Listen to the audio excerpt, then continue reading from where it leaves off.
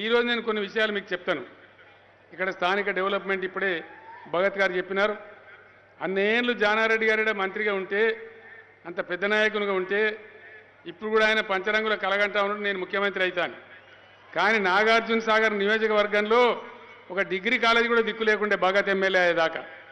Bhagat MLA అయిన తర్వాత sir మాకు డిగ్రీ కాలేజీ కూడా లేదని చెప్తే అప్పుడు నేను స్పెషల్గా మంజూరు చేసి బ్రహ్మాండంగా పెట్టుకున్నాం ఇక్కడ డిగ్రీ కాలేజ్.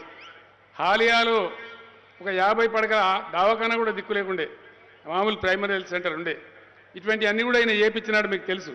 ఇంకా కొన్ని కార్యక్రమాలు చెప్పినాడు, అవన్నీ కూడా జరుగుతూ ఉన్నాయి. 2 లిఫ్ట్ ఇరిగేషన్లు కూడా కావాలంటే ప్రారంభించినాం. ఒకటేమో స్టార్ట్ అయింది, ఒకటి చిన్నగా 5,000 ఎకరాలకు ఉంటే దాన్ని 24,000 ఎకరాలకు పెంచి ఆ పనులు ఇప్పుడు స్పీడ్గా జరుగుతూ ఉన్నాయి. రాబోయే 7-8 నెలల్లో అది కూడా కంప్లీట్ అయిపోతుంది. నేనే వచ్చి ఇనాగరేట్ చేస్తాను, మీకు మనవి చేస్తా ఉన్నాను. ఇవాళ మీరు ఒక్క విషయం ముఖ్యంగా ఆలోచన చేయాలి.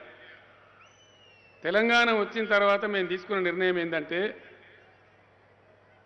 ఖచ్చితంగా రైతు లోకం మంచిగా ఉండాలి, రైతులు బతకాలి, వ్యవసాయ స్థిరీకరణ జరగాలి. దీనికి ఏం కావాలి? రైతుకు భూమి ఉండాలి, నీళ్లు ఉండాలి. ఇంతకుముందు సాగర్ కాలువ కింద కూడా నీళ్లకు ట్యాక్స్ తీసుకునేది, నీటి తీరువాని వసూలు చేసేది. ఇవ్వలే సీటీ ఏమో బుద్ధి లేదు, ఇంత తలకాయ లేదరా బాబు ఇన్ని మాట చెప్తుంటే. ఎందుకు నాకు అర్థం కాదు, మీరు సభ ఖరాబ్ చేయడానికి వచ్చినరా? నువ్వు ఒక మనిషివి కదా, ఇంత పెద్ద సభకు చెరగొడతావను? విననీ కదా ప్రజలను.